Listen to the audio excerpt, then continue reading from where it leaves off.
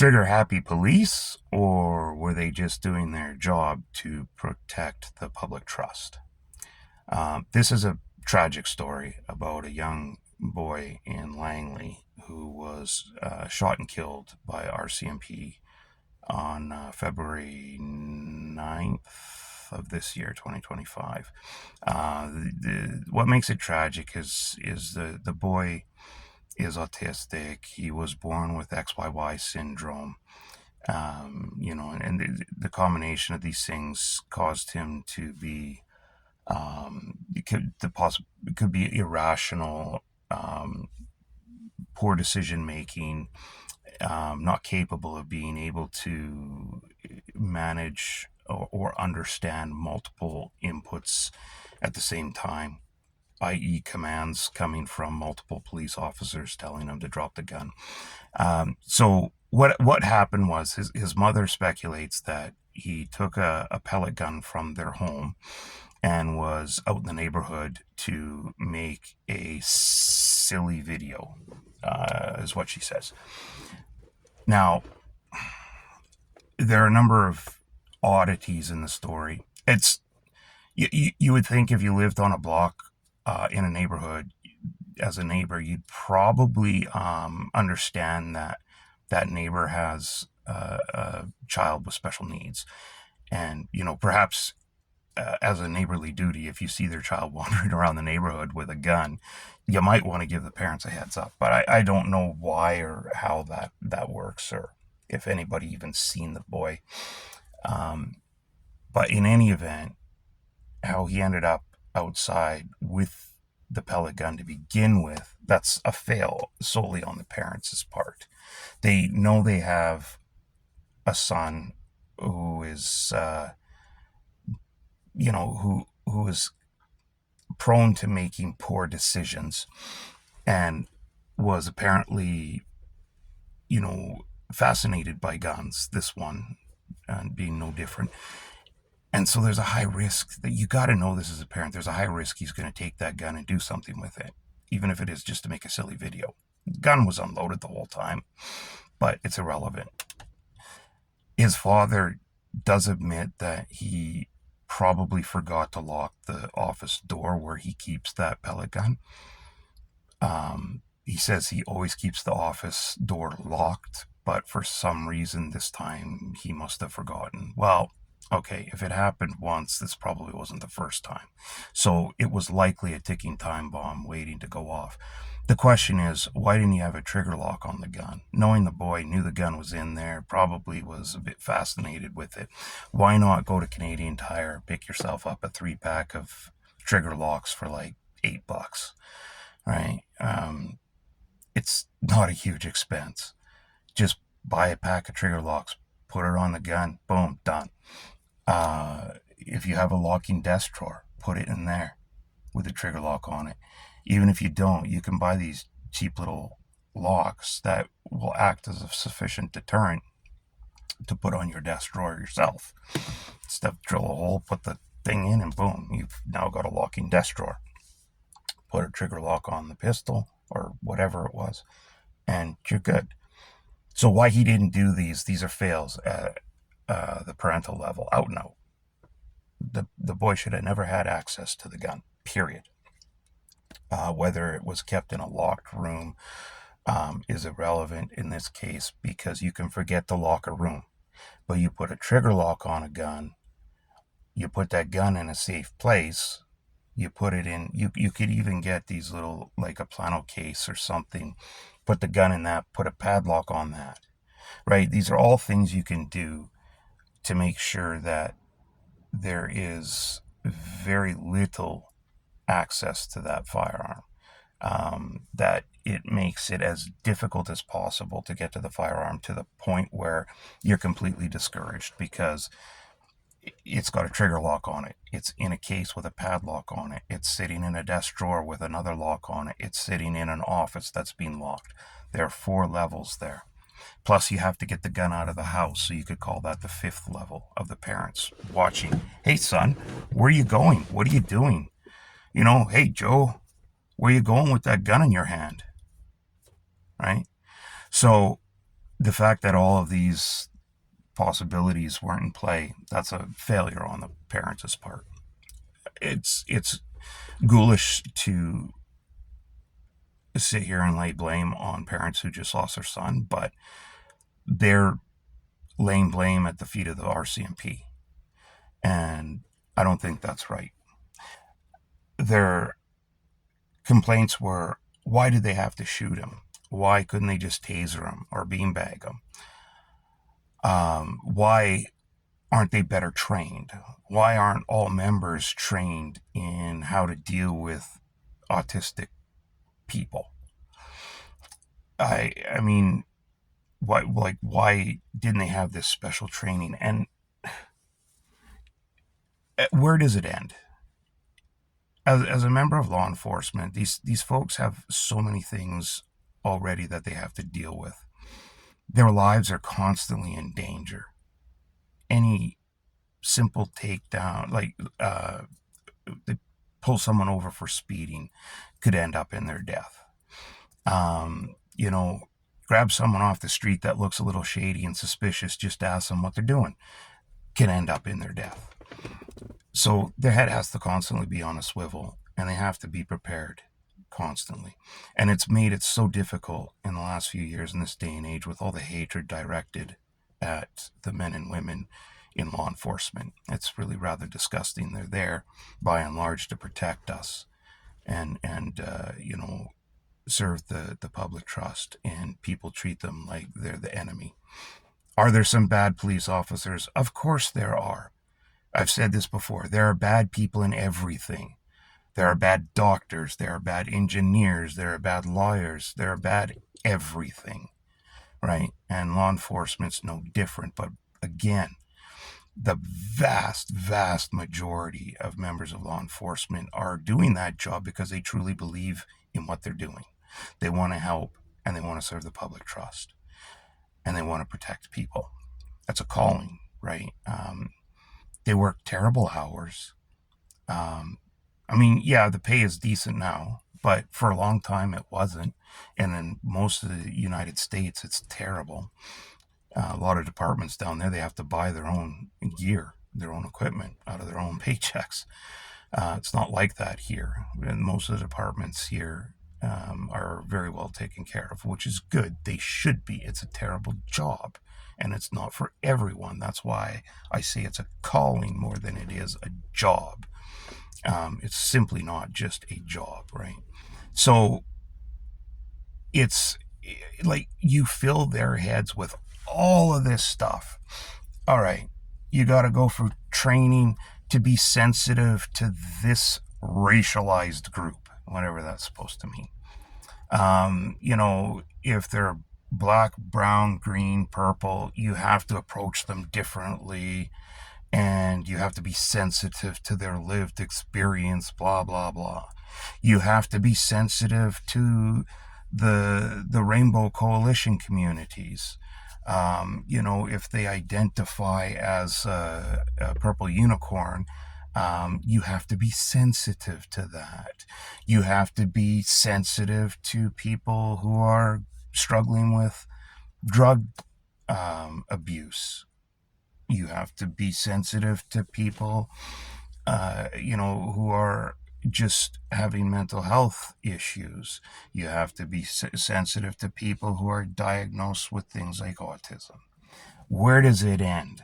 How do you fit all that stuff into one person's head and expect them to be able to always apply the right thing at the right time? You can't, right? There are always going to be failures. Now, there's video of the evidence. There are dash cams. I don't know if there are body worn cams, but there are dash cams from the cruisers. The boy's camera himself. I reckon there are like doorbell cameras and whatnot. So there, from the articles, it sounds like the whole incident from beginning to end is very well documented by several different angles.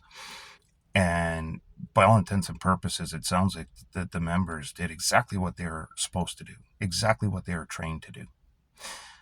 I don't know what you want them to do any more than what they are already capable of doing.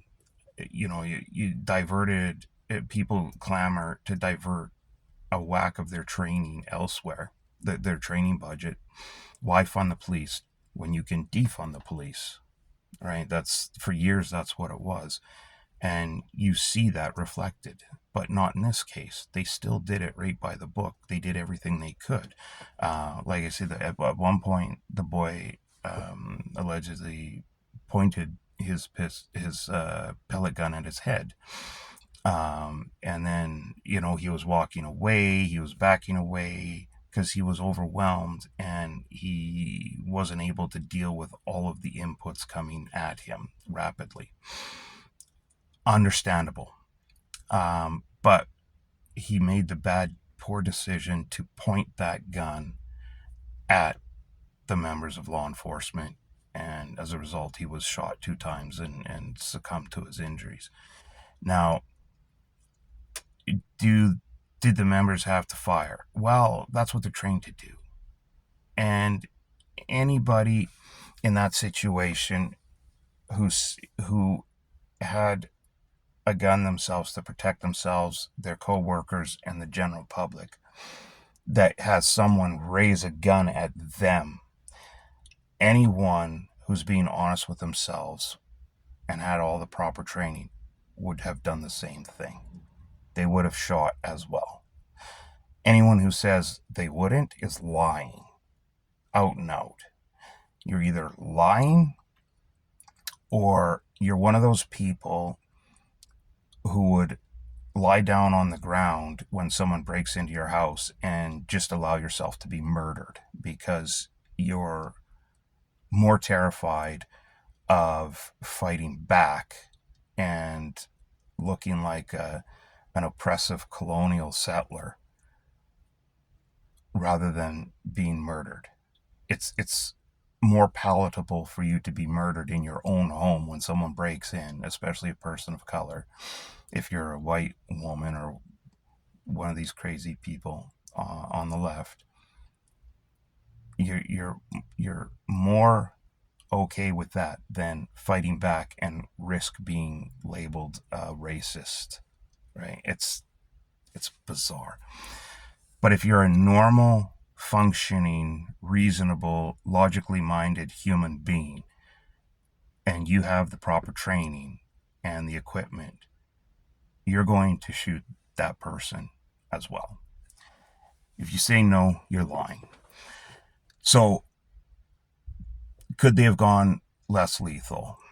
I don't know what their kit were. I don't know who was trained on what there. It doesn't say.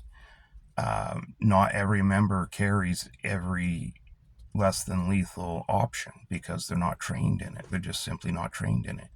I don't know if the RCMP equips every member across the country with a taser. I don't believe that they do. But again, even if that's the case, they all have to be trained in it. And perhaps these people weren't. I don't know. Did they have beanbags? I don't know. But the point is, you can't pick and choose when something's going down this quickly. When you have somebody who looks like they're distraught and could possibly be causing carnage in a neighborhood, brandishing a firearm, you don't sit there and go, okay, let's see, open up your trunk and go, okay, I've got this with me today and this and this. I think, well, you know what? It's St. Patrick's Day. I'll go with the shotgun. Right, because most less than lethals that shoot for, like beanbags or something or rubbers, they usually are painted a different color, so you know very clearly that it's a less than. Green being one of the colors. So St. Patrick's Day. Anyway, it's too much. You can't put all of this stuff in a member's head and expect them to react in a prompt manner. Right? You can't do that. Simple is better. One thing, one reaction. That way you go to it every time and there's not going to be any risk of you. Well, it lessens the risk of you or your colleagues or the public becoming injured or worse. So Where was a breakdown? Well, it was not on the police, on the RCMP here. From the information that has been released, a retired RCMP member who rose to a rank of sergeant also weighed in. She's now an MLA, and so she said, and I believe she has an autistic child of her own. And even she said, nah, the police did everything right here. The members that responded, they did what they were trained to do, which is protect themselves, protect their colleagues, protect the public trust. And that's exactly what they did. Now, people out there go, well, they should have known that it was a pellet gun. Well, I mean, if you're 5, 10, 15 meters from somebody, can you identify the make and model of the firearm? I doubt you could. Plus, you're in a high stress situation. You got to think about going home tonight to maybe your wife or your husband, your children, and you have a right to do that as a member of law enforcement, as a member of the general public. Everybody has the right to go home safely every night and have dinner with their family. Everyone. That's going through your head. How many people could this person possibly murder today before we get a line on him, before we stop him? Okay. So all of this stuff's going through your head. Commands were given, clear commands were given by the RCMP. They tried to reason with him. They tried to negotiate with him, but he wouldn't put down the gun. And again, do they have somebody there, with binoculars going, okay, I see, it looks like it's, oh yeah, it's it's the Red Ryder pellet gun and 177. Okay, no, that's not happening, right?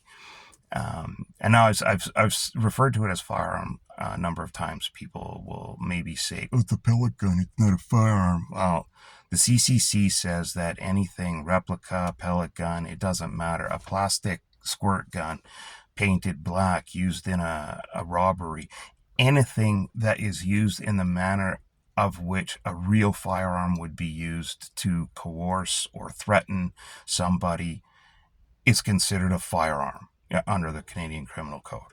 It doesn't matter. If you pull something out that looks like a gun and causes somebody to react as if it were a real gun, it's a firearm. Like I said, it could be a plastic squirt gun. Doesn't matter. It's a firearm as far as the CCC is concerned.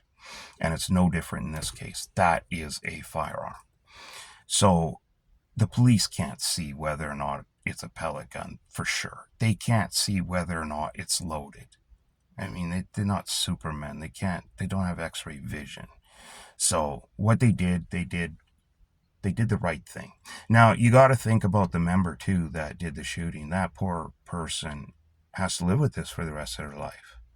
After the IIO conducts an investigation and they find out all the details, that member for the rest of their lives, or the rest of their life, has to look themselves in the mirror knowing that they took the life of a 15-year-old boy with severe mental development issues, with XYY syndrome, with autism, and that he was just out making a silly video with a pellet gun, an unloaded pellet gun. Hindsight, as I say, 2020, right? So this member, for the rest of their lives, that's going to be in their head, and they're going to start double guessing themselves, going, why didn't I do this? Why didn't I do that? They're going to be harder on themselves than anybody else could be, no matter what they say to this person. So that person's life is ruined as well now. They might not even make it. They may end up having to release or something because they won't be able to function effectively as a member anymore. And that's a shame.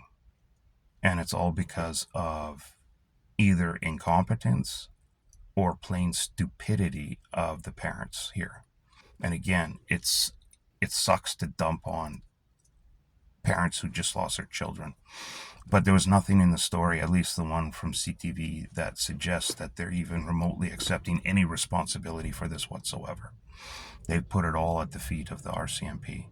And that's just wrong, in my opinion. Because, again, This all could have been avoided had they been responsible parents. Like I said, trigger lock on the gun. Put the gun in a case. Put a padlock on that case. Put a lock on one of your desk drawers. You said it's an office, he must have a desk. Put it in that desk drawer. Lock that desk drawer. And then lock the office. You're in and out of the office all the time. You're going to forget to lock it from time to time. You might even be in and out of that particular drawer all the time, so you may forget to lock that. But you're not going to forget to put a padlock and leave it on the case. And you're not going to forget to put a trigger lock and leave it on the gun itself. So why didn't you do that? You had 15 years to think about this while you had your son in the house. I don't know when you bought the pellet gun. Maybe you didn't buy it then. But as long as you had the gun and the son, your son was alive, you had that amount of time to do something responsible, and you failed. And as a result of your failure, not the police, result of your failure, your son is now dead. I'm sorry, but those are the facts.